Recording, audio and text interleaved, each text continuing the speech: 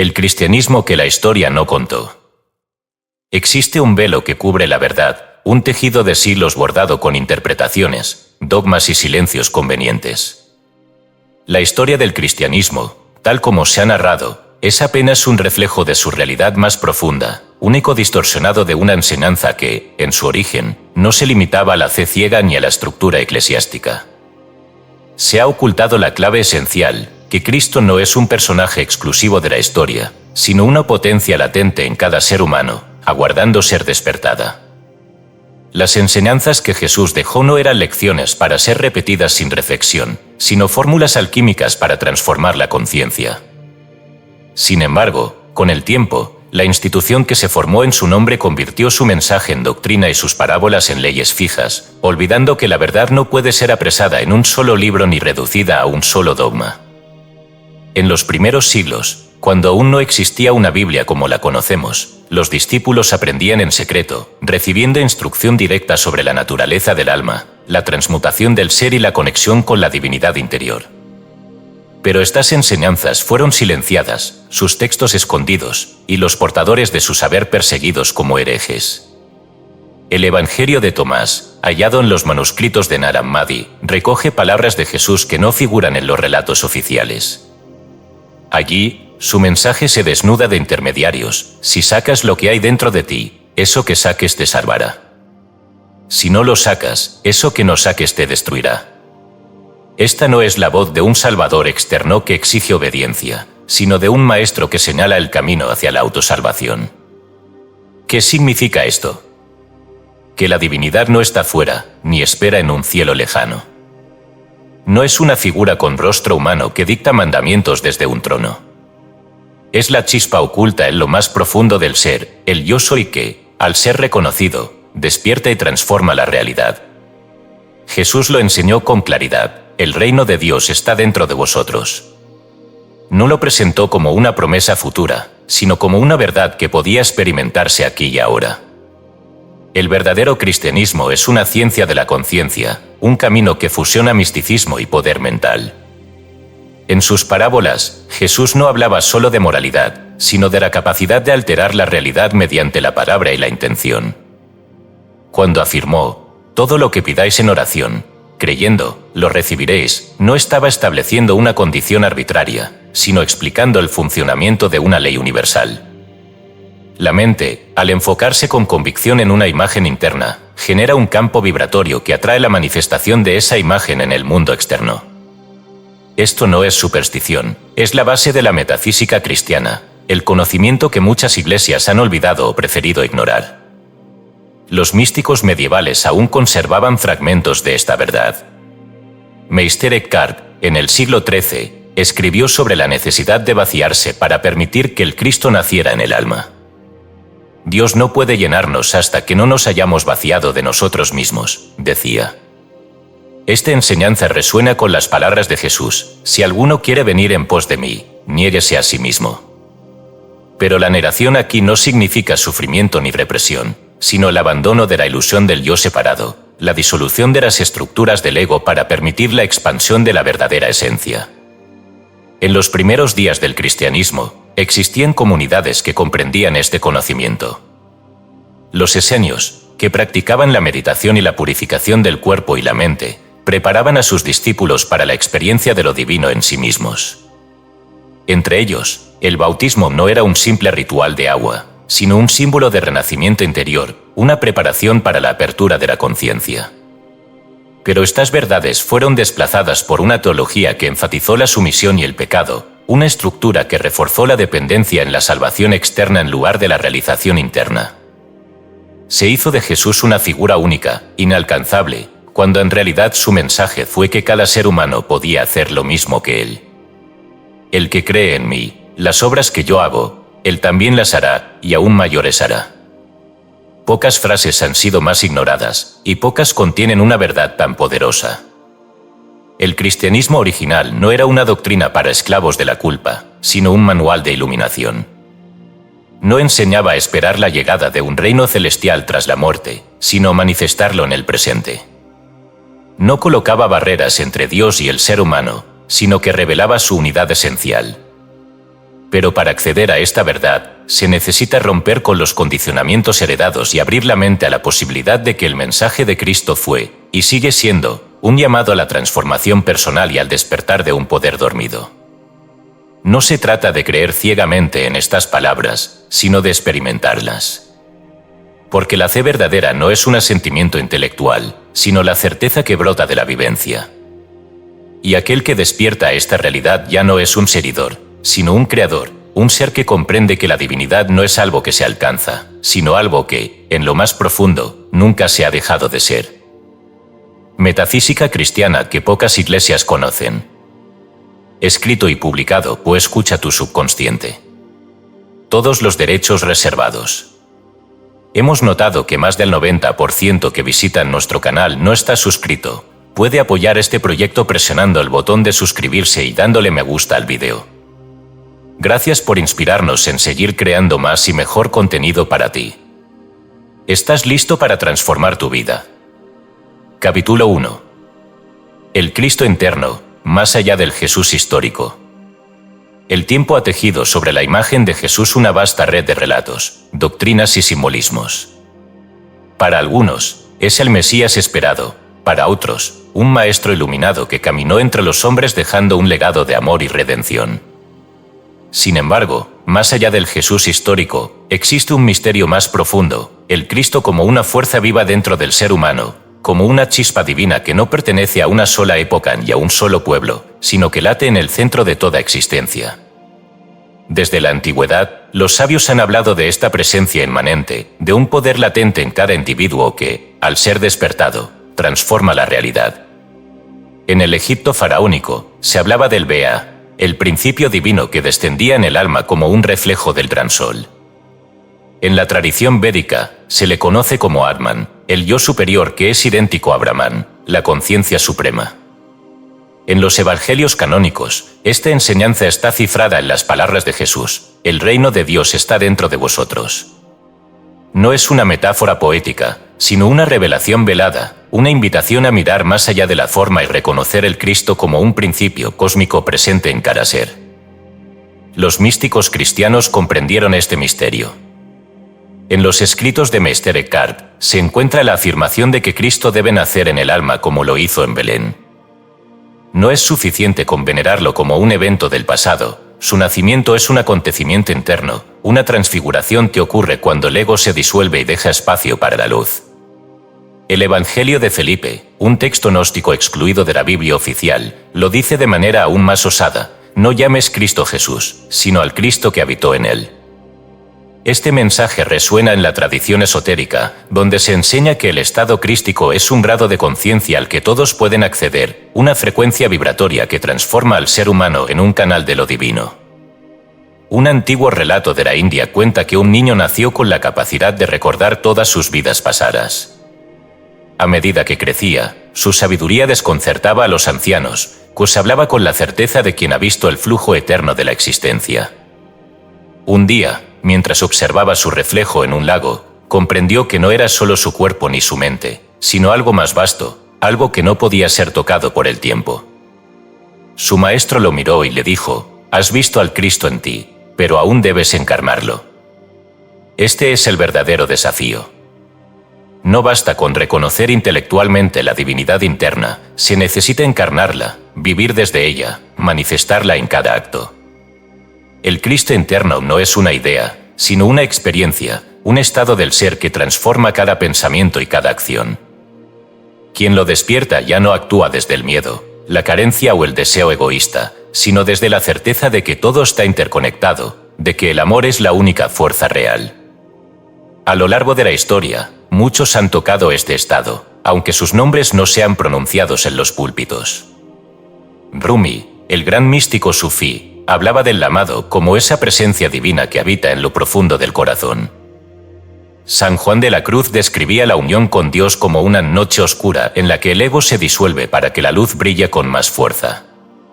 Santa Teresa de Ávila, en sus visiones, comprendió que el alma tiene moradas y que en la más profunda de ellas arde la llama viva del Cristo interior. Pero el mundo moderno ha olvidado esta verdad. Se ha reducido el mensaje de Jesús a un conjunto de creencias externas, cuando en realidad era un mapa para la transmutación de la conciencia.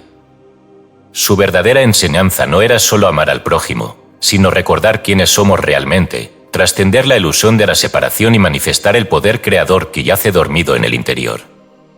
No es un camino sencillo. El despertar del Cristo interno es un proceso de muerte y resurrección, de abandonar lo que se cree ser para descubrir lo que realmente se es. La cruz, en este sentido, no es solo un símbolo de sufrimiento, sino de transfiguración. Representa la intersección entre la materia y el espíritu, el instante en el que el ser humano se abre a lo divino y se convierte en más de lo que alguna vez imaginó. En una cueva perdida en el desierto, un monje escribió hace siglos una frase que aún resuena con fuerza. El Cristo no está en el templo, ni en la cruz, ni en los libros sagrados. Está en ti. Pero solo lo encontrarás cuando el ruido de tu mente se aquiete y la llama en tu pecho arda sin temor. Y entonces, cuando el silencio se haga profundo, ¿escucharás su voz? Capítulo 2. La ley de la manifestación en las palabras de Jesús. El Verbo es la primera luz que rasga el velo del vacío. En los comienzos del mundo, nos dicen las Escrituras, la creación se desató con un solo mandato: hágase la luz. Y la luz fue. No nació de la materia ni de la casualidad, sino de la intención pura, del decreto inquebrantable que ordena al universo a manifestarse. En las palabras de Jesús, esta misma verdad resuena con fuerza: todo lo que pidáis en oración, creyendo, lo recibiréis. La frase es sencilla, pero encierra un misterio que pocos han sabido descifrar. No dice quizá, no dice si Dios lo permite. Es una afirmación absoluta, una clave que abre las puertas del mundo invisible. Quien comprende su significado, descubre que la realidad no es fija, sino moldeable, que los pensamientos y las palabras no son meras expresiones del ser, sino herramientas de creación. Los antiguos ya sabían esto. En Egipto, los sacerdotes de Amón susurraban oraciones secretas que eran consideradas fórmulas de vida. En la India, los mantras sánscritos eran vibraciones capaces de alterar la estructura del cosmos. Los hebreos, por su parte, consideraban el nombre de Dios tan poderoso que solo los iniciados podían pronunciarlo en su verdadera forma. Jesús no hablaba en términos diferentes. Sus milagros no eran solo actos de compasión, sino demostraciones del poder de la palabra, del dominio consciente sobre la sustancia de la realidad. Un relato menos conocido de la tradición esenia cuenta la historia de un hombre que vivió en tiempos de Jesús. Aquel hombre era un mendigo, ciego de nacimiento, cuya vida transcurría entre sombras y polvo. Pasaba sus días en las puertas del templo, repitiendo la misma súplica a los transeúntes: no tengo nada, no soy nada. Apiárense de mí. Una tarde, un maestro anciano pasó a su lado y se detuvo. Se inclinó y le susurró al oído: has construido tu prisión con las palabras que pronuncias. ¿Por qué sigues reforzando los barrotes? El mendigo no entendió. No sabía que cada día, al repetir su lamento, estaba cimentando la realidad que lo oprimía. Sus palabras no eran una descripción de su vida, sino los ladrillos que la construían. Jesús comprendía este principio. Cuando se acercaba a los enfermos, no les preguntaba por sus padecimientos, sino que les decía: levántate y anda, sé limpio, tu fe te ha salvado. Nunca dejaba espacio para la duda, nunca concedía lugar a la posibilidad del fracaso. Sus palabras no eran súplicas ni peticiones inciertas, sino decretos inquebrantables. En su voz vibraba la certeza absoluta de que lo que se declara con convicción debe hacerse realidad. La ley de la manifestación no opera desde el deseo vacío, sino desde la convicción absoluta. La mente humana, cuando es consciente de su poder, actúa como el reflejo de la mente divina. Como es arriba, es abajo. Esta es la razón por la que Jesús insistía en la importancia de la fe, no como un simple sentimiento, sino como el combustible que da vida a la palabra. Si tuvierais fe como un grano de mostaza, diríais a este monte: muévete de aquí para allá, y se movería. Aquí está la clave. No dice el pidan a Dios que lo mueva. No dice el esperen a que el monte decida moverse. Dice, diríais: es el verbo el que detona la creación, la orden clara y sin duda alguna. Los evangelios gnósticos llevan esta enseñanza aún más lejos. En el Evangelio de Tomás, Jesús dice: el que busca no debe cesar en su búsqueda hasta que halle, y cuando halle, se turbará. Y cuando se haya turbado, se maravillará y reinará sobre el todo. Aquí se nos da la progresión del despertar, primero la búsqueda, luego la perturbación, porque encontrar la verdad suele sacudir los cimientos del mundo, y finalmente la maravilla, cuando el poder de la palabra y la intención se hacen evidentes. En las escrituras de los antiguos cabalistas se encuentra un principio que resuena con esta enseñanza: el universo es un espejo que devuelve el reflejo de lo que proyectas en él. Nada llega sin razón, nada se impone desde afuera. Lo que el ser humano mantiene en su mente y pronuncia con sus labios es lo que se convierte en su mundo. Jesús lo sabía. Por eso no enseñó la resignación, sino la afirmación. Por eso nunca pidió que sus discípulos se inclinaran ante la adversidad, sino que transformaran su realidad con el poder de su fe y su verbo. Porque el verbo es la primera luz. Porque cada palabra que se pronuncia con certeza es un eco de aquella voz que, en el principio, ordenó que la luz fuera. Tal vez, después de todo, la creación nunca terminó. Tal vez el hágase la luz sigue resonando en el universo. Tal vez cada vez que un ser humano declara con certeza su verdad, está participando en esa misma obra primordial. Y si eso es cierto, entonces, ¿qué palabras elegirás para crear tu mundo? Capítulo 3. El poder del Yo Soy y el secreto del nombre de Dios. El universo fue tejido con palabras. Desde tiempos inmemoriales, las civilizaciones han comprendido que el sonido no solo comunica, sino que engendra. Lo que se pronuncia con certeza se convierte en existencia. Los dioses antiguos no daban nombres a las cosas por capricho, al nombrarlas, las traían al ser. En la tradición hebrea, el acto de nombrar es un gesto de poder, un vínculo que une lo creado con su esencia. Pero hay un nombre que no es un mero sonido, sino una llave. Una vibración que, cuando se pronuncia con conocimiento, abre los cimientos de la realidad. Yo soy no es solo una afirmación, es la revelación del núcleo divino que sostiene todo lo que es. En el libro del Éxodo, cuando Moisés pregunta quién lo envía, la respuesta que recibe no es un título ni un nombre común, sino un enigma, Ehyeh Sereye, que se traduce como Yo soy el que soy. No un Dios externo, lejano, sino una afirmación de existencia pura, sin condición ni límite. Las antiguas escuelas místicas comprendían que este nombre es más que una designación, es la clave de la creación. En la Cábala, se dice que el Tetragrámaton, el nombre impronunciable de Dios, no es un conjunto de letras muertas, sino una vibración oculta en la estructura misma de la realidad. En la tradición hermética, se enseña que el universo es mental, y que la conciencia es el único verdadero poder de manifestación. Jesús, conociendo este secreto, utilizó el Yo Soy con una autoridad que pocos han comprendido. Yo soy la luz del mundo. Yo soy el camino, la verdad y la vida. Yo soy la resurrección y la vida. No hablaba de sí mismo como hombre, sino de la esencia divina que se expresaba a través de él. No decía Dios es o Él es, sino yo soy, porque sabía que esta es la única afirmación que une al ser humano con la divinidad. Cada vez que pronunciamos yo soy, estamos decretando la naturaleza de nuestra existencia. Pero este conocimiento no siempre ha sido accesible. Se dice que en los templos egipcios, los iniciados pasaban años en silencio antes de pronunciar ciertas palabras sagradas. Sabían que el verbo es una fuerza que moldea el mundo y que lo que se declara se convierte en verdad. En los evangelios gnósticos, Jesús dice: si dices que la montaña se moverá, se moverá.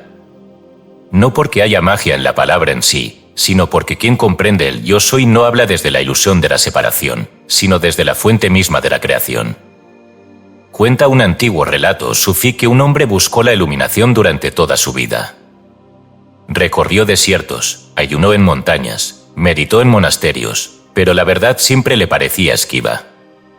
Un día, encontró a un anciano que le dijo: todo lo que buscas ya está en ti, pero sigues llamándote por nombres que no te pertenecen. El hombre no entendió, así que el anciano le hizo una pregunta. Dime quién eres. El buscador comenzó a responder con su nombre, su linaje, su historia, pero el anciano lo interrumpió. No.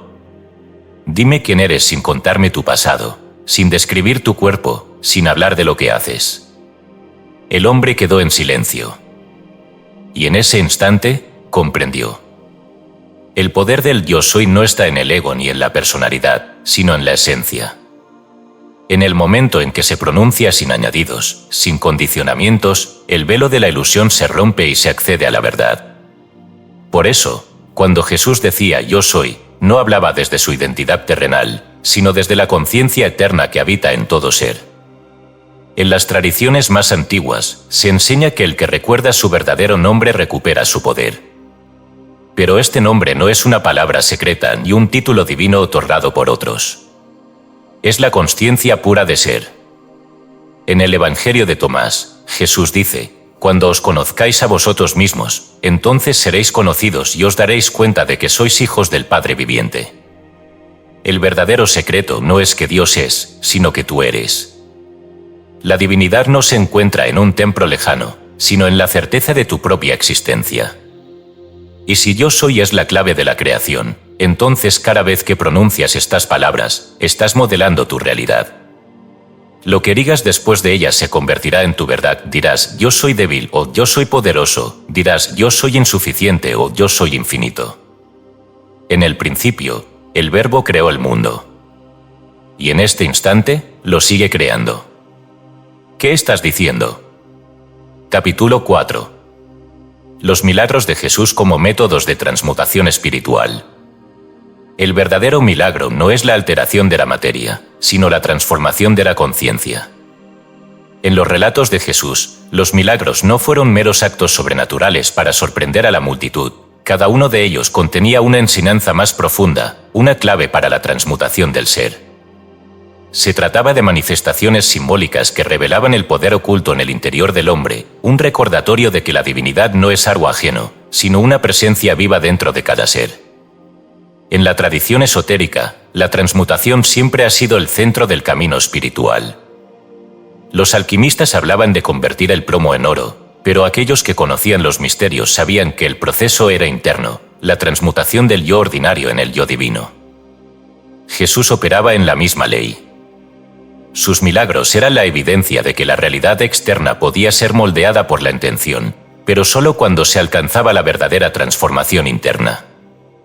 Uno de los milagros más simbólicos fue la conversión del agua en vino en las bodas de Caná.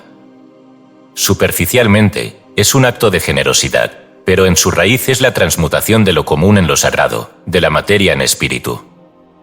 En los textos herméticos, el agua ha representado siempre la sustancia primordial, la materia sin forma, mientras que el vino simboliza la esencia divina, la elevación de la sustancia a su más alto potencial. Con este acto, Jesús mostraba la capacidad de todo ser humano para refinar su naturaleza, para elevar lo ordinario hasta lo sublime. Los antiguos místicos comprendían que cada milagro relatado en los evangelios era, en realidad, una metáfora de un proceso interno. Cuando Jesús caminó sobre las aguas, no estaba desafiando la física, estaba demostrando el dominio del espíritu sobre la inestabilidad de la mente humana. Las aguas representan el subconsciente, las emociones fluctuantes, los miedos y deseos que arrastran al individuo de un lado a otro. Quien aprende a caminar sobre las aguas es aquel que ha conquistado su mundo interior, que no es arrastrado por las corrientes del ego ni por las sombras del temor. Pedro intentó seguirlo, pero al dudar, se hundió. Aquí se oculta un principio fundamental. Solo aquel que sostiene su fe inquebrantable en su propia divinidad puede permanecer sobre las aguas sin ser devorado por ellas. Otro milagro con un significado oculto es la multiplicación de los panes y los peces. En la superficie, es un acto de provisión, pero su enseñanza va más allá de la alimentación física. En la simbología esotérica, el pan representa el conocimiento espiritual y el pez, la intuición divina. Jesús no repartía comida material, sino que expandía la consciencia de los que le seguían, multiplicando la comprensión en quienes estaban preparados para recibirla. En los primeros siglos del cristianismo, los iniciados comprendían este misterio. Y por ello el pez fue uno de los primeros símbolos de los cristianos secretos. No era solo un signo de identificación, sino una alusión al alimento oculto, al conocimiento que no era para todos, sino para aquellos que tenían ojos para ver. Y luego está la resurrección de Lázaro. Entre todos los milagros, este es el que mejor representa el proceso de transmutación espiritual. Lázaro llevaba 4 días muerto, su cuerpo ya olía. Su esencia se había sumergido en las profundidades del olvido. Jesús no solo lo llamó por su nombre, sino que ordenó: Lázaro, sal fuera. No pidió a Dios que lo resucitara, no rogó por un favor divino, decretó la vida, con la certeza absoluta de quien sabe que la muerte es solo una ilusión.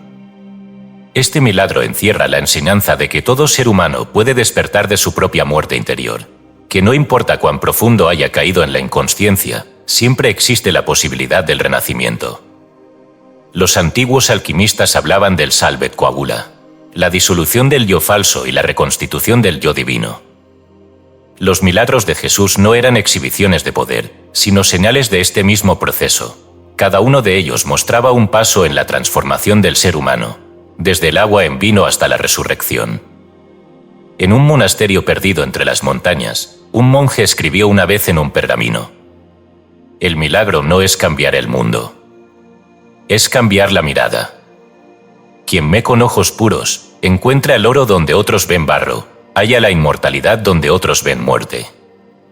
Y quizás, después de todo, este ha sido siempre el mayor milagro de todos. Capítulo 5. María Magdalena y el linaje oculto del conocimiento.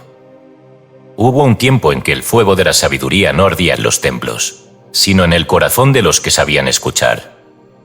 No eran los fariseos ni los doctores de la ley quienes guardaban la llama del conocimiento sagrado, sino aquellos a quienes el mundo olvidó o condenó al silencio. Entre ellos, hubo una mujer que no solo comprendió el misterio del Cristo, sino que lo encarnó en su más alta expresión. Su nombre era María Magdalena, pero la historia la ha velado con sombras. En los evangelios canónicos, su presencia es fugaz. Se la menciona entre las seguidoras de Jesús. Se dice que estaba con él en la crucifixión y que fue la primera en verlo resucitado. Pero los textos que la Iglesia descartó, aquellos evangelios apócrifos que sobrevivieron en la penumbra de los siglos, revelan otra historia. En el Evangelio de María, se muestra a Magdalena no como una discípula más, sino como la que comprendía lo que los otros no podían entender. Cuando los apóstoles dudaban y temían, ella era quien hablaba con certeza, quien había recibido de Jesús enseñanzas que los demás no habían escuchado. Pedro, celoso, le dice: hermana, sabemos que el Salvador te amó más que a las otras mujeres. Dinos las palabras que recuerdas y que nosotros no conocemos. ¿Qué era lo que María sabía? ¿Que le había sido revelado que los demás no podían soportar? Los gnósticos la llamaban la compañera del Redentor, pero este título no hacía referencia a un vínculo terrenal, sino a una unión espiritual. Para ellos, el Cristo no era solo una figura histórica, sino una chispa de luz que debía ser despertada en cada ser humano. Jesús fue el maestro de esta verdad, pero María Magdalena fue su heraldo, la depositaria de un conocimiento que no debía ser entregado a la multitud. La tradición esotérica ha conservado fragmentos de este linaje oculto. En los círculos más internos de la Cábala, se habla de la Shejina, la presencia divina femenina que se oculta entre los mundos y que solo los iniciados pueden percibir. En el hermetismo, el principio masculino nunca es completo sin su contraparte, y sin la integración de ambos no puede haber verdadera creación. María no era solo una seguidora de Jesús, sino su complemento en el arte de la transmutación espiritual. Un relato olvidado, guardado en los manuscritos de Nag Hammadi, describe un episodio que nunca llegó a los evangelios oficiales. Se dice que, en cierta ocasión, mientras Jesús enseñaba en la casa de Lázaro, una discusión surgió entre los discípulos. Algunos preguntaban si era correcto que las mujeres recibieran la misma instrucción que ellos, si podían acceder a los misterios más elevados. Jesús, con una sonrisa, les respondió: ¿acaso no veis? La Magdalena ha comprendido lo que vosotros aún no podéis ver. Mientras discutís sobre quién es digno, ella ya ha entrado en el reino. Este reino del que hablaba no era un lugar, sino un estado de conciencia. María no necesitó seguir el mismo camino que los demás, no le hicieron falta demostraciones, parábolas o pruebas. Ella supo desde el principio, porque su alma ya había recorrido el sendero antes de esta vida. Algunos textos sugieren que, tras la crucifixión, María llevó este conocimiento a tierras lejanas, donde continuó la enseñanza en secreto. En el sur de Francia, hay relatos que hablan de una mujer extranjera que llegó con un mensaje diferente al de los obispos de Roma. En los primeros siglos, hubo comunidades enteras que la veneraban como la portadora del conocimiento sagrado, como la maestra de una doctrina que el mundo aún no estaba listo para recibir. ¿Qué sucedió con su legado? ¿Fue borrado intencionalmente? ¿O simplemente era demasiado poderoso para aquellos que querían convertir el mensaje de Jesús en una institución rígida? Los antiguos entendían que algunas verdades no pueden ser entregadas a la multitud. Lo sagrado se oculta para que solo aquellos que realmente lo buscan lo encuentren. María Magdalena no necesitó títulos ni reconocimientos. No fundó iglesias ni dejó escrituras oficiales. Pero su presencia persiste, oculta en los rincones de la historia, esperando ser redescubierta por aquellos que saben leer entre líneas. Una inscripción perdida en un manuscrito medieval dice: «No busques la verdad en templos de piedra ni en los labios de los hombres. La verdad está donde la Sejina susurra y el Cristo despierta». Y María aún aguarda en el umbral, con la llave en su mano. Tal vez esa llave nunca estuvo fuera de nuestro alcance. Tal vez siempre ha estado esperando a que recordemos cómo usarla. Capítulo 6. El Apocalipsis y el camino de la ascensión espiritual. El Apocalipsis no es el fin del mundo, sino el fin de la ilusión. No es la destrucción de la materia, sino la disolución de las tinieblas internas. Se ha interpretado como un relato de terror, un castigo divino que caerá sobre la humanidad, pero en realidad es un mapa simbólico de la transformación del alma. La palabra Apocalipsis proviene del griego apocalipsis, que no significa catástrofe, sino revelación. Es el descorrer del velo que oculta la verdad, la caída de las sombras que nos han mantenido dormidos.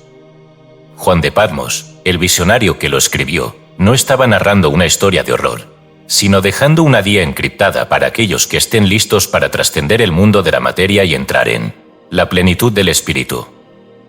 Los 7 sellos, las 7 trompetas, las bestias, el dragón y la mujer vestida de sol son símbolos de fuerzas internas y cósmicas, reflejos de la batalla que cada alma libra en su camino hacia la ascensión. Los antiguos sabían que la iluminación no es un evento pacífico, es una tormenta interna que destruye todo lo que no es real. No se llega a la luz sin atravesar la noche más profunda. En la alquimia, este proceso se llama nigredo, la disolución de la identidad falsa, el descenso al caos antes de la transmutación.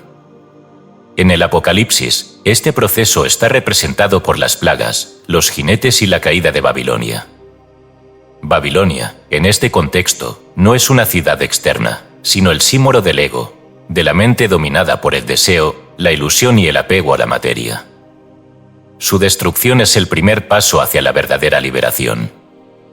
Cuenta un relato sufí que un discípulo se acercó a su maestro y le dijo: «Quiero despertar. Quiero alcanzar la verdad». El maestro lo miró y sonrió con compasión. «¿Estás dispuesto a que todo lo que crees se derrumbe?». El discípulo titubeó. «Si la verdad es hermosa, la aceptaré». El maestro negó con la cabeza. «La verdad no es lo que esperas. La verdad es un incendio. Primero te quemará, reducirá en cenizas todo lo que eres. Solo entonces, de entre las ruinas, verás lo que siempre ha estado allí». El Apocalipsis es ese incendio. Es el fuego purificador que no deja piedra sobre piedra en el templo de la ilusión. Es la guerra entre el antiguo yo y el nuevo ser que están haciendo. Cuando los 4 jinetes cabalgan, no son castigos divinos, sino manifestaciones del karma, las fuerzas que destruyen todo lo que impide el despertar. El dragón que persigue a la mujer vestida de sol es el mismo adversario que cada buscador enfrenta cuando se acerca a la luz. Es la última prueba antes de la redención. Pero la mujer no es vencida, sino que es llevada a un lugar seguro, protegida por el poder celestial. Esto representa la promesa de que, aunque el proceso de transformación sea doloroso, quien lo atraviesa con fe y perseverancia será elevado a un estado superior. Y entonces llega la visión de la Nueva Jerusalén, la ciudad de oro y cristal, donde no hay noche ni necesidad de sol, porque la luz de Dios ilumina todas las cosas. Esta no es una ciudad literal, sino el estado final del alma iluminada, el regreso al origen, la reintegración con la fuente. Los gnósticos enseñaban que la creación es un ciclo de caída y ascensión. El alma desciende a la materia, se olvida de su divinidad, pero un día despierta y emprende el camino de regreso. Este viaje no es fácil, está lleno de pruebas, de tormentas y de sombras que intentan desviar al caminante. Pero aquellos que persisten, aquellos que no se dejan vencer por el miedo, llegan al final del sendero y ven la luz que siempre los ha estado esperando. En un texto antiguo, oculto entre los papiros del desierto, se encuentra una frase que resume el verdadero significado del Apocalipsis. No temas al final, porque no es un final. Es el amanecer de lo que siempre has sido. Tal vez no estamos esperando el Apocalipsis. Tal vez ya estamos dentro de él. Y la única pregunta que importa es, ¿estamos listos para despertar? Capítulo 7. Satanás, el ego y el verdadero significado de la caída. El enemigo no es un ser con cuernos y tridente, sino la voz interna que susurra dudas y miedo en lo más profundo del alma. Satanás no es una entidad separada que acecha en las sombras, sino el reflejo del ego cuando ha olvidado su origen. La caída no fue de un ángel rebelde en los cielos, sino del ser humano en su propio interior. Desde tiempos antiguos, las religiones han representado la lucha entre la luz y la oscuridad, el orden y el caos. Pero pocos comprenden que esta batalla no ocurre en un plano externo, sino en el corazón de cada individuo. En la mitología cristiana, Lucifer es el portador de la luz que, en su orgullo, es arrojado a las profundidades. En la tradición sufí, Iblis es el ángel que se niega a inclinarse ante Adán, y por ello es condenado al exilio. En los textos gnósticos, el demiurgo es el creador del mundo material, una deidad menor que se cree suprema y encierra las almas en la prisión de la ilusión. Todas estas historias apuntan a lo mismo: la caída es el olvido de la verdadera identidad, la desconexión del alma con su origen divino. El ego, en su esencia, no es maligno. Es la estructura que nos permite operar en el mundo, el vehículo a través del cual la conciencia experimenta la dualidad. Pero cuando el ego olvida su naturaleza transitoria y se cree el único centro de la existencia, se convierte en el adversario, en el obstáculo que impide el despertar. La palabra Satanás proviene del hebreo asatán, que significa el adversario, no un ser demoníaco, sino cualquier fuerza que se opone al crecimiento espiritual. Jesús comprendía este principio cuando fue llevado al desierto. Durante 40 días, enfrentó la tentación no de un demonio externo, sino de su propia mente. Si eres el Hijo de Dios, convierte estas piedras en pan, susurró la voz. Era la duda, el deseo de usar su poder para fines egoístas. Lánzate desde el templo y los ángeles te sostendrán. Era el ansia de validación, el deseo de ser reconocido como algo más que un hombre. Postrémonos y todo esto será tuyo. Era la sed de dominio, la trampa del poder que corrompe. Jesús no combatió a Satanás con violencia, sino con conocimiento. No negó su existencia, pero tampoco le concedió poder. Simplemente vio la ilusión y no cayó en ella. Un relato oculto en los manuscritos de Nag Hammadi dice que el alma, antes de encarnar, pasa por 7 puertas. En cada puerta, se le otorga un velo, el velo de la identidad, el velo del deseo, el velo del miedo, el velo de la separación. Al llegar al mundo, el alma ha olvidado su origen y se cree un ser aislado, rodeado de enemigos. Este es el verdadero significado de la caída. No es la condena de un ángel, sino el descenso de la conciencia a la materia, la ilusión de que somos cuerpos en lugar de luz. Pero si la caída es el olvido, la redención es el recuerdo. No se trata de luchar contra Satanás, sino de reconocerlo como la sombra creada por la mente. No se trata de negar el ego, sino de iluminarlo, de integrarlo como un sirviente en lugar de un amo. En la tradición hermética, se dice que el diablo es Dios visto a través de los ojos del miedo. No hay dos fuerzas separadas, solo una energía que se manifiesta de distintas maneras según el estado de conciencia. En el nivel más bajo, esa energía es el ego desenfrenado, la resistencia al cambio, la identificación con la materia. En su nivel más alto, es la fuerza creativa, la voluntad pura que moldea el universo. Un viejo manuscrito cabalista contiene una advertencia. Quien teme al adversario, le da poder. Quien lo ignora, cae en sus redes. Solo quien lo reconoce y lo trasciende, se vuelve libre. Tal vez Satanás nunca estuvo en guerra con Dios. Tal vez siempre fue solo un espejo. ¿Y en ese espejo, qué es lo que ves? Capítulo 8. El número 666 y la prisión de la materia. El número está grabado en la mente colectiva como un augurio oscuro, un código temido que, desde los tiempos antiguos, ha sido asociado con la bestia, el mal, la condena. 666 es el signo del anticristo, dicen algunos. Es la marca del fin, afirman otros. Pero, como tantas otras verdades ocultas tras el velo del miedo, su verdadero significado se ha perdido en las sombras. En el Apocalipsis de Juan, el número aparece envuelto en misterio. Aquí hay sabiduría. El que tiene entendimiento, calcule el número de la bestia, pues es número de hombre. Y su número es 666. El texto no dice que es el número del diablo, ni de un demonio externo. Dice que es el número del hombre.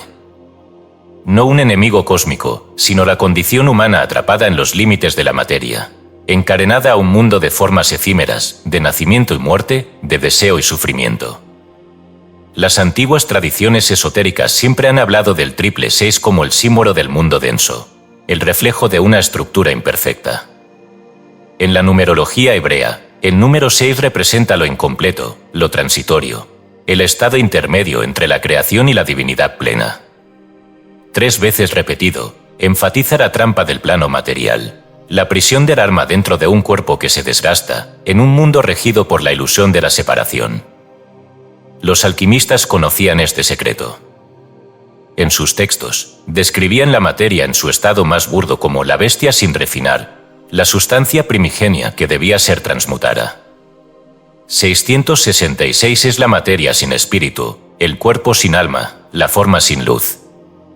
Cuenta un antiguo relato gnóstico que, al principio de los tiempos, el hombre no estaba hecho de carne, sino de fuego. No tenía peso, no estaba sujeto al dolor ni al miedo. Pero un día, los arquitectos del mundo material encerraron su chispa en cuerpos de barro y les hicieron olvidar su origen. Seréis reyes en este mundo, les dijeron, pero nunca volveréis a casa. Y así nació la cárcel de la carne, la prisión del tiempo. 666 se convirtió en el sello de ese exilio. En la Cábala, el mundo material está representado por la esfera de Malkut, el último peldaño del árbol de la vida. Se dice que es el reino más bajo, donde la conciencia está más dormida, donde el alma olvida su eternidad y se hunde en la lucha de la supervivencia. Allí, el hombre no es más que un número, un engranaje en la máquina del mundo, desconectado de su fuente. Pero el número 666 no es una maldición. Es un desafío, un recordatorio de que la materia no es un castigo, sino un peldaño en el camino de regreso. La bestia no es un ser externo, sino el ego sin luz. No es el enemigo, sino la parte de nosotros que aún no ha despertado. Cuando los antiguos sabios hablaban del hombre perfecto, del hombre trascendido, lo representaban con el número 777. El 777 es la conciencia que ha conquistado la materia, que ha transmutado su naturaleza densa en luz. Quien deja atrás el 666 no huye del mundo, sino que lo transforma, lo eleva, lo espiritualiza. En un viejo manuscrito oculto en los monasterios del desierto, un maestro dejó escrita una advertencia. No temas el número de la bestia. Teme ser la bestia sin saberlo. Cuando el hombre recuerde su origen, 666 será solo un eco, una sombra de lo que una vez creyó ser. Tal vez la pregunta nunca fue quién es la bestia. Tal vez la verdadera pregunta es, ¿cómo salir de su prisión? Capítulo 9. El bautismo, la crucifixión y la resurrección, símbolos de iluminación. Desde tiempos inmemoriales, los ritos de iniciación han marcado la transformación del alma. No basta con nacer para vivir, ni basta con existir para despertar. Todo sendero místico exige un descenso, una muerte simbólica y un renacimiento. En la tradición cristiana, 3 momentos definen este viaje: el bautismo, la crucifixión y la resurrección. Estas no son simples ceremonias ni eventos históricos aislados, sino claves para comprender la alquimia del espíritu. Son el reflejo del proceso que cada buscador debe atravesar para trascender su propia sombra y alcanzar la luz. El bautismo, el agua y la purificación del ser. En las aguas del Jordán, Juan el Bautista sumergía a quienes buscaban una nueva vida. Pero el bautismo no era un acto de limpieza física, sino el símbolo de la disolución del yo antiguo. En todas las tradiciones espirituales, el agua representa la transformación, el flujo de la conciencia, la memoria del universo, la matriz de la que todo emerge. Los esenios practicaban rituales de inmersión en los ríos, convencidos de que el agua no solo lavaba el cuerpo, sino que reconfiguraba la energía del alma. En los misterios de Eleusis, los iniciados se bañaban en el mar antes de recibir la enseñanza sagrada. En el hinduismo, el Ganges es visto como la puerta entre lo humano y lo divino. Cuando Jesús se sumergió en el Jordán, algo más que agua cubrió su piel. Fue el instante en que la chispa divina se manifestó plenamente en él, el momento en que la voz del cielo proclamó: «Este es mi Hijo amado». No porque antes no lo fuera, sino porque en ese instante lo recordó. En términos esotéricos, el bautismo es el acto de desprenderse de las ataduras de la mente inferior. Es la primera muerte, la del ego que se aferra a su identidad terrestre. Quien entra en el agua debe estar dispuesto a dejar atrás lo que cree ser, para regresar con una nueva visión. La crucifixión, el sacrificio del ego. El mundo teme la cruz, pero no comprende su significado. La crucifixión no es solo sufrimiento, sino la suprema transmutación. Es el momento en que el ser humano es despojado de toda ilusión, suspendido entre el cielo y la tierra, con los brazos abiertos en señal de entrega total. En la antigua tradición egipcia, Osiris fue descuartizado y dispersado por el mundo antes de renacer en su verdadera gloria. En la mitología nórdica, Odín colgó del árbol del mundo durante 9 días para recibir la sabiduría de las runas. El patrón es siempre el mismo: el buscador debe morir antes de poder renacer. Jesús, en su crucifixión, representa al iniciado que deja atrás su identidad terrestre para fundirse con lo eterno. En la cruz, su última enseñanza no fue un grito de derrota, sino la revelación final. Padre, en tus manos encomiendo mi espíritu. Las manos, símbolo del poder creador, se abren. La mente deja de resistirse. El espíritu, libre al fin, trasciende. Aquí yace el verdadero sacrificio, no de la carne, sino del yo que se cree separado de la divinidad. Quien es capaz de atravesar este umbral, deja de ser un hombre y se convierte en una luz viva. La resurrección, el renacer del espíritu. Después de la oscuridad, la piedra del sepulcro se mueve. La muerte no es el final, sino el paso necesario para una nueva existencia. Pero la resurrección no es volver a la vida como antes. Es despertar en un nuevo estado, en una realidad donde el miedo ya no tiene poder. En los Evangelios, cuando María Magdalena ve a Jesús resucitado, no lo reconoce de inmediato. Su forma ha cambiado. Su vibración ya no es la misma. Esto no es una resurrección física en el sentido común, sino la manifestación de un ser que ha trascendido la materia. En la Cábala, se dice que quien alcanza la iluminación deja de estar sujeto a las leyes del mundo inferior. En los relatos de los maestros sufíes, se habla de aquellos que mueren antes de morir, y que al hacerlo, se convierten en espejos de lo divino. Jesús no regresó del sepulcro para probar su poder, sino para demostrar que la muerte es solo una ilusión.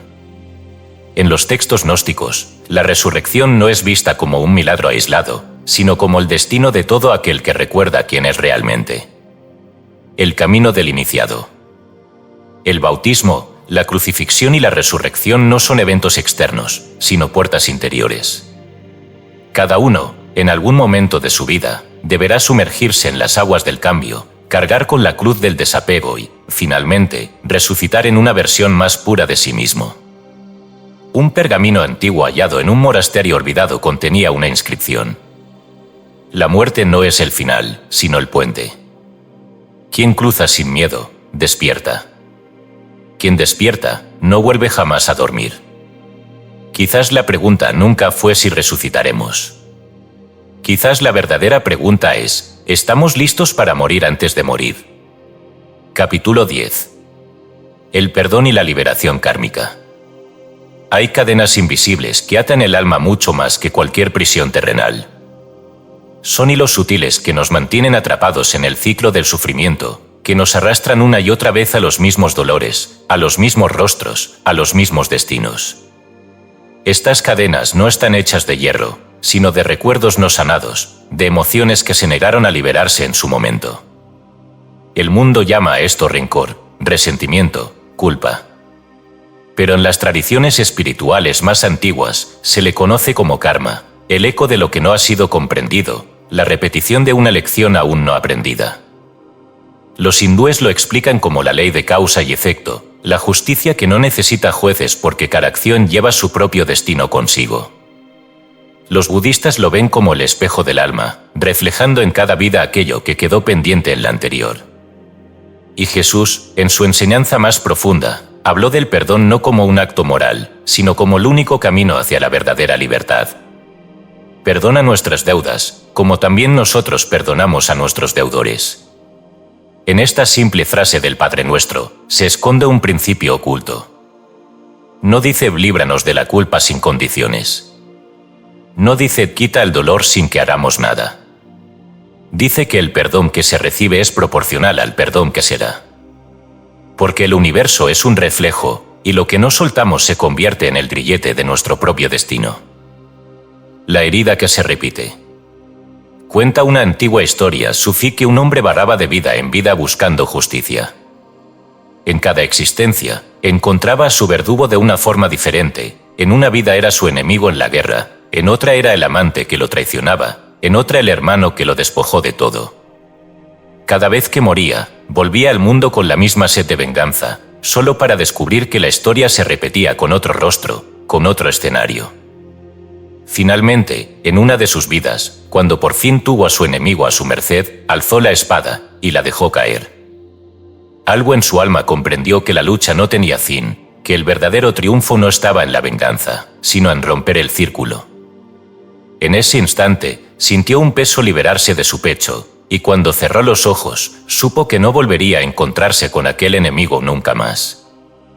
Porque el karma no es castigo, sino repetición. No es una deuda impuesta desde afuera, sino un reflejo de lo que la conciencia sigue sosteniendo. Y el perdón es la llave que abre la puerta de la salida. Jesús y la alquimia del perdón. Cuando Jesús, ya crucificado, miró a sus verdugos y dijo: Padre, perdónalos, porque no saben lo que hacen, no estaba mostrando debilidad. Estaba ejecutando la alquimia más alta, la transmutación del dolor en liberación. No para ellos, sino para sí mismo. Porque el perdón no es un regalo para el otro, sino para quien lo otorga. Los textos esotéricos sugieren que cada vez que alguien nos hiere, hay una conexión previa, una historia que no recordamos. No se trata de simple casualidad. Cada herida es una oportunidad para romper un lazo viejo o para reforzarlo con más resentimiento. Cuando alguien nos traiciona, cuando alguien nos humilla, cuando alguien nos arrebata lo que más amamos, tenemos dos opciones: convertirnos en esclavos de la herida o transmutarla en sabiduría. El que guarda rencor dice: tú me lastimaste. No lo olvidaré. El que comprende dice: yo atraje esta situación. La libero. No significa justificar el daño. No significa permitir la injusticia. Significa reconocer que lo que no se suelta, se arrastra. que lo que no se sana, se repite. El último acto de libertad. En un monasterio perdido en las montañas, se cuenta que un sabio al borde de la muerte reunió a sus discípulos y les dijo: «He cometido muchos errores. He amado y he herido. Me han amado y me han herido. Pero antes de partir, solo deseo una cosa: soltarlo todo». Cerró los ojos y con su último aliento, susurró: «Nada me ata. Estoy en paz». Dicen que su cuerpo se desvaneció como el humo de una vela apagada. Que su alma no dejó rastro en la rueda de la existencia. Que nunca más tuvo que volver. Tal vez el cielo no sea un lugar, sino un estado. Tal vez la verdadera liberación no está en lo que obtenemos, sino en lo que dejamos ir. Y si esto es cierto, entonces la única pregunta es: ¿cuánto más queremos cargar? Capítulo 11. La segunda venida de Cristo como despertar colectivo. Desde hace siglos, la humanidad ha esperado su regreso. Los profetas han hablado de un día en el que el cielo se abrirá y la figura radiante del Cristo descenderá con poder y gloria, separando a los justos de los impíos, poniendo fin a la era del sufrimiento. En los corazones de los fieles, esta promesa ha brillado como una llama en la oscuridad. Pero ¿y si la profecía no se refiere a un evento externo? ¿Y si la segunda venida de Cristo no es la llegada de un Salvador desde las nubes, sino el despertar de la divinidad dentro de cada ser humano? Las antiguas escrituras están llenas de claves que han sido malinterpretadas. En el Evangelio de Lucas, Jesús dice: «El reino de Dios no vendrá con señales visibles, ni dirán: aquí está, o allí está, porque el reino de Dios está dentro de vosotros». Estas palabras han sido repetidas, pero rara vez comprendidas. Si el reino no es un lugar externo, sino un estado interno, entonces la segunda venida de Cristo no es un regreso físico, sino una activación colectiva de la conciencia crística. El Cristo cósmico y el despertar de la humanidad. En las enseñanzas gnósticas, Cristo no es solo un hombre, sino una conciencia universal. No es propiedad de una sola religión y está confinado a la figura histórica de Jesús. Es el principio de luz dentro del alma, el estado más alto de percepción. En el Evangelio de Tomás, atribuido a palabras de Jesús, se dice: «Cuando hagáis que lo interior sea como lo exterior y lo exterior como lo interior, y lo de arriba como lo de abajo, entonces entraréis en el reino». Los antiguos místicos enseñaban que el verdadero despertar no ocurre de manera aislada. Es un proceso que, una vez iniciado en un individuo, se expande como una llama encendida en un campo seco. A medida que una conciencia se ilumina, su vibración afecta a las demás, como un fuego que enciende otras antorchas. Este concepto no es exclusivo del cristianismo esotérico. En el hinduismo, se habla de la llegada de la era del despertar, la transición de Kali Yuga, la edad oscura, hacia Satya Yuga, la edad de la verdad. En el budismo, el concepto del bodhisattva implica que aquellos que alcanzan la iluminación no la usan para escapar del mundo, sino para ayudar a otros a recordar su verdadera naturaleza. El apocalipsis como revelación, no como fin. La palabra apocalipsis ha sido traducida como destrucción, pero su significado original es revelación. No se trata de un juicio final donde los cielos se desploman, sino de un despertar colectivo en el que el velo de la ilusión cae.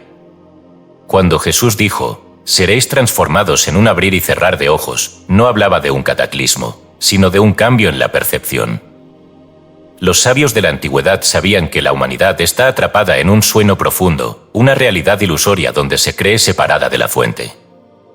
La segunda venida no es la llegada de un Salvador externo, sino la activación de la conciencia de unidad.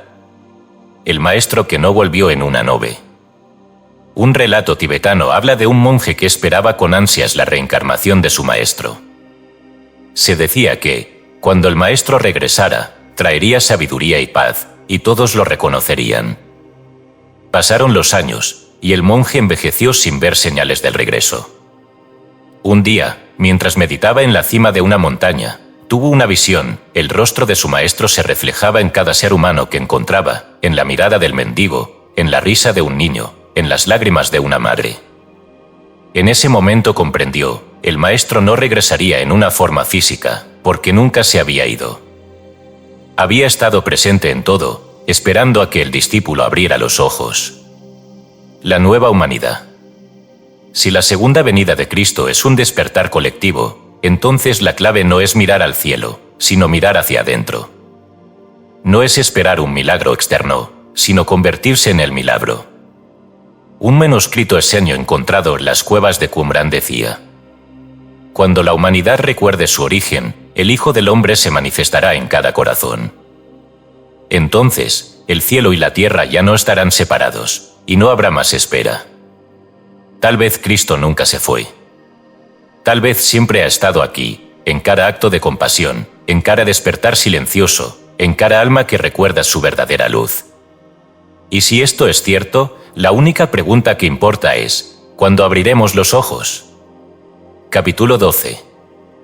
Los secretos de la última cena: pan, vino y energía espiritual.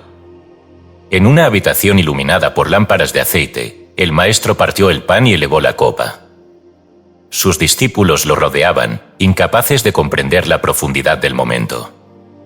Creían que era una cena de despedida, pero en realidad era una transmisión de energía, un pacto sellado en símbolos ancestrales. La última cena no fue un simple banquete, sino un ritual de transmutación. Cada elemento presente contenía un significado más profundo, una clave que los iniciados podían descifrar.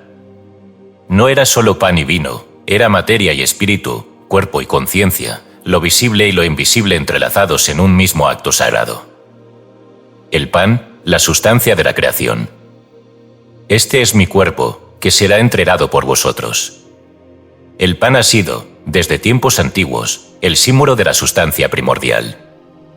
En Egipto, se ofrecía a los dioses como el alimento de la vida.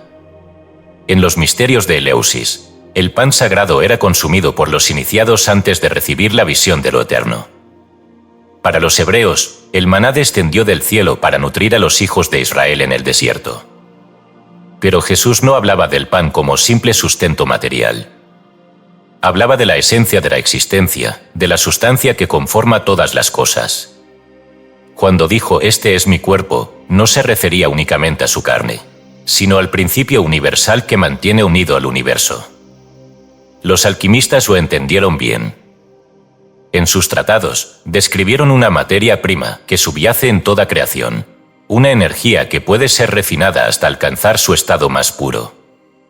Ese pan que Jesús ofrecía no era solo trigo y agua, sino el símbolo de la conciencia transformada, del cuerpo sutil que nace cuando la materia ha sido purificada. El vino, el espíritu que transforma. Este es mi sangre, derramada por vosotros. El vino ha sido desde siempre el líquido de la transfiguración. En los rituales dionisíacos, se bebía para abandonar el mundo ordinario y entrar en estados de éxtasis divino.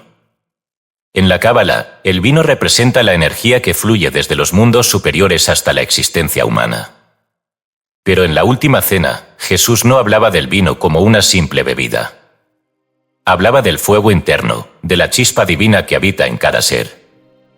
Su sangre no era solo su linaje, sino la energía vital que circula en todo lo creado. Los místicos entendieron que, cuando alguien bebe conscientemente del vino sagrado, está absorbiendo más que líquido, está aceptando la transformación, permitiendo que la energía espiritual purifique sus entrañas y eleve su conciencia. En los textos gnósticos, se dice que Jesús susurró a sus discípulos: «Si bebéis de mi copa, beberéis del conocimiento oculto. Si coméis de mi pan, no conoceréis la muerte». Porque el verdadero alimento no es físico, sino vibracional. El ritual de la transmisión energética. Lo que ocurrió en la última cena fue más que una reunión. Fue una transmisión de códigos espirituales, un acto en el que la energía del Cristo se imprimió en aquellos que estaban preparados para recibirla. Los grandes maestros de la historia han utilizado rituales similares. En el hinduismo, el prasad es el alimento bendecido por un sabio, y se dice que quien lo consume absorbe la vibración del maestro. En el sufismo, el derviche recibe el aliento del día espiritual como un soplo de iluminación. Jesús no solo estaba compartiendo una comida. Estaba programando la conciencia de sus discípulos para el despertar. El pan era la estructura, la forma. El vino era el movimiento, la esencia. Ambos eran necesarios para completar la alquimia del alma. El legado oculto. Después de la cena, los discípulos no eran los mismos. Algo en su interior había cambiado, aunque no lo comprendieran completamente. La energía del Maestro había quedado impresa en ellos. Cuentan los relatos esaños que, después de la ascensión de Jesús, cuando sus seguidores se reunían en secreto, repetían el mismo gesto, partían el pan y compartían el vino, no como un simple recordatorio, sino como una forma de reactivar la conexión con la luz. Los que sabían, entendían que no era un acto simbólico. Era un puente entre lo humano y lo divino. El silencio después del último sorbo. En un monasterio perdido, un viejo pergamino contenía una inscripción misteriosa. Cuando el pan es puro, se convierte en luz. Cuando el vino es comprendido, se transforma en fuego. Quien une ambos, deja de estar dormido. Tal vez la última cena nunca terminó. Tal vez sigue ocurriendo en cada alma que despierta. Y la única pregunta que queda es, ¿estamos listos para beber? Capítulo 13. Oración, meditación y conexión con la fuente. El silencio es el lenguaje del alma. En el ruido del mundo, en la tormenta de pensamientos que cubre la mente como un velo espeso, el hombre ha olvidado cómo escuchar. Cree que la oración es hablar y que la meditación es vaciarse, pero la verdad es más profunda. Ambas son puertas hacia la fuente, caminos distintos que llevan al mismo destino.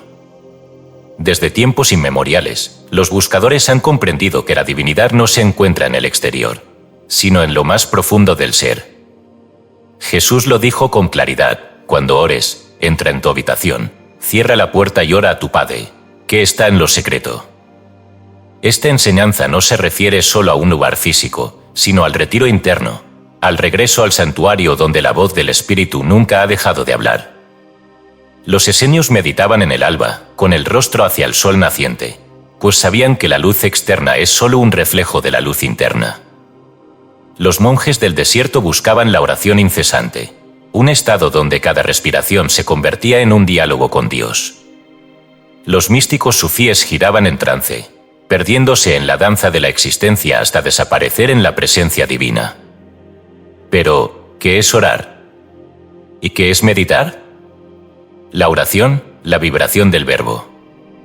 La oración no es una súplica, sino una afirmación. No es un acto de carencia, sino de comunión. Cuando Jesús enseñó a orar, no dijo: Señor, danos lo que nos falta, sino hágase tu voluntad, pues sabía que la voluntad divina es la armonía perfecta, el flujo del universo en su máxima expresión. Los antiguos maestros conocían el poder de la palabra hablada. En la tradición hebrea, el nombre de Dios era impronunciable porque no era un nombre, sino una vibración. En el hinduismo, el sonido Om es el eco primordial, la energía que sustenta todas las cosas. En los evangelios gnósticos, Jesús dice: pide sin temor, y se te dará. Habla con certeza, y se manifestará. Orar no es repetir frases mecánicas. Es decretar con convicción, hablar desde el espíritu, sabiendo que la palabra es la herramienta con la que el hombre moldea la realidad. Un maestro sufí dijo una vez: la mejor oración no es la que se dice con los labios, sino la que se convierte en cada latido del corazón. La meditación, la fusión con la fuente. Si la oración es hablar con Dios, la meditación es escuchar su respuesta. No en palabras, sino en la vibración que yace detrás de todo.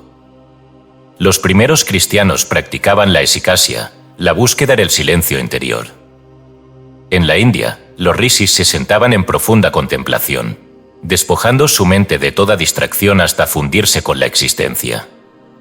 En la tradición taoísta, se dice que quien aprende a quietarse, se vuelve un reflejo del universo mismo. Jesús no solo oraba. También entraba en el desierto, se apartaba de la multitud, pasaba noches enteras en comunión con lo invisible. Porque la conexión con la fuente no es un evento, sino un estado. En los monasterios del Tíbet, se dice que hay una montaña donde el viento no suena. Allí, en el más profundo silencio, los monjes han escuchado lo que las palabras no pueden describir. La unión de ambos, la puerta abierta. Oración y meditación no son opuestos, sino complementarios. Uno es el impulso que eleva, el otro es el espacio que recibe. Cuando ambos se unen, se crea el puente entre lo humano y lo divino. Los antiguos sabían que en la respiración se esconde el secreto. Inhalar es recibir, exhalar es ofrecer. En cada respiro, la conciencia entra y sale del misterio, recordando, aunque sea por un instante, su verdadera naturaleza. Un viejo pergamino hallado en el monte Athos tenía una inscripción enigmática. Ora como si ya hubieras recibido. Medita como si nunca hubieras pedido. Entonces, la puerta se abrirá sola. Tal vez la búsqueda nunca fue hacia afuera. Tal vez la fuente nunca estuvo lejos. Y la única pregunta que queda es, ¿quién está dispuesto a entrar? Capítulo 14. El despertar del Cristo en el nuevo mundo. El sol naciente proyecta su luz sobre un horizonte distinto. El mundo que una vez fue conocido está cambiando, y con él, la conciencia de quienes lo habitan. Las antiguas estructuras, los dogmas inquebrantables y las verdades impuestas comienzan a desmoronarse. Algo nuevo está emergiendo, no desde el exterior, sino desde lo más profundo del alma colectiva. El Cristo está despertando, no como una figura distante que regresa desde los cielos, sino como una chispa viva dentro de cada ser humano. No es el retorno de un hombre, sino la manifestación de una conciencia que siempre ha estado presente, aguardando el momento en que los velos de la ilusión cayeran. El Cristo interior, más allá de la historia. Los antiguos sabios enseñaron que el Cristo no es solo un individuo, sino un principio eterno, una fuerza que yace latente en el núcleo del ser. En el Evangelio de Tomás, Jesús dice: «El reino está dentro de vosotros y fuera de vosotros. Cuando os conozcáis a vosotros mismos, entonces seréis conocidos y os daréis cuenta de que sois hijos del Padre viviente». Las palabras han estado ahí desde el principio, pero el hombre ha preferido esperar a un Redentor en lugar de despertar al Cristo dentro de sí. Ha buscado afuera lo que solo pueden hacer desde adentro. En los monasterios esenios, los iniciados recibían un mensaje oculto.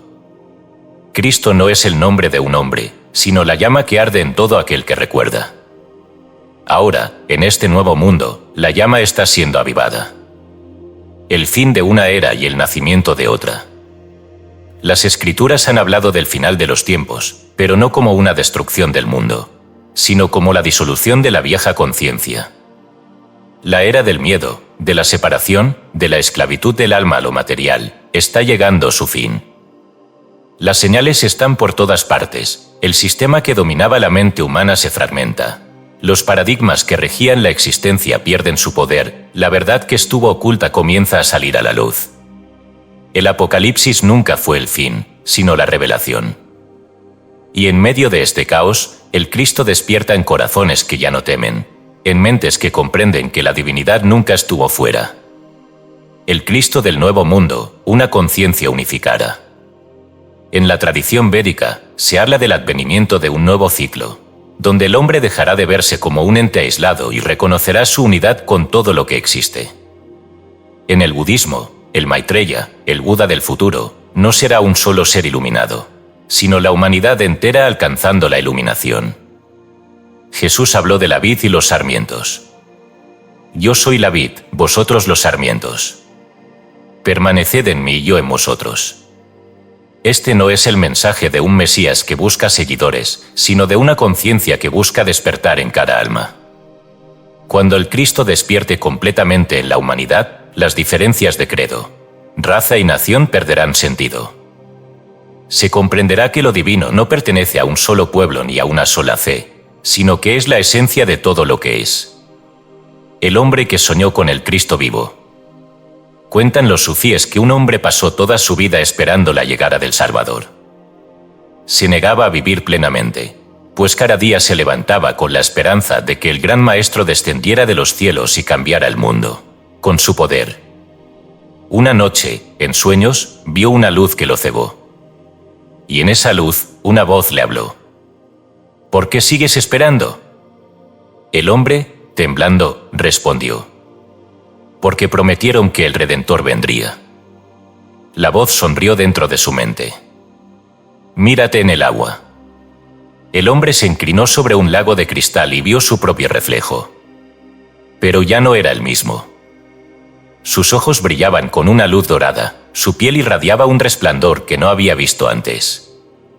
Y entonces despertó. Y nunca más volvió a esperar. El despertar que ya ha comenzado. El Cristo no vendrá en las nubes. No regresará con ejércitos celestiales ni con trompetas de fuego. Está naciendo en cada ser que recuerda su origen. En el niño que mira el mundo con asombro. En la mujer que entiende que no hay fronteras entre su alma y la de otro. En el hombre que deja atrás su miedo y camina con certeza en la luz. La segunda venida no es un evento.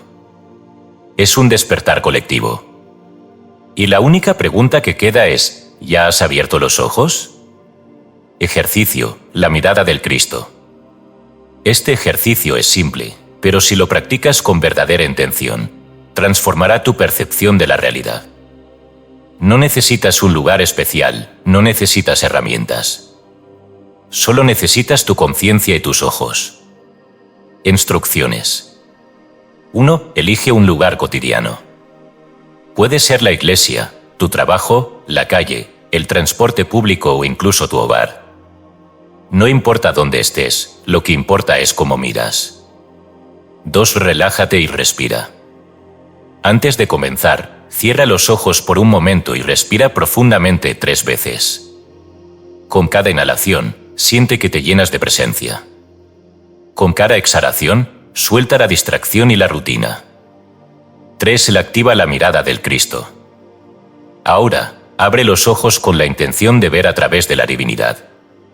No como la persona que siempre ha mirado, sino como si el Cristo dentro de ti despertara en este instante. Imagina que en cada rostro que ves, está Dios disfrazado. Mira a las personas como si fueran cerradas, incluso aquellas que te incomodan o te son indiferentes. Observa los objetos, los edificios, los árboles, como si todo estuviera vivo con la misma esencia divina. Si hablas con alguien, escúchalo como si fuera Jesús hablándote en secreto, probando tu capacidad de reconocerlo. 4. Observa lo que cambia en ti.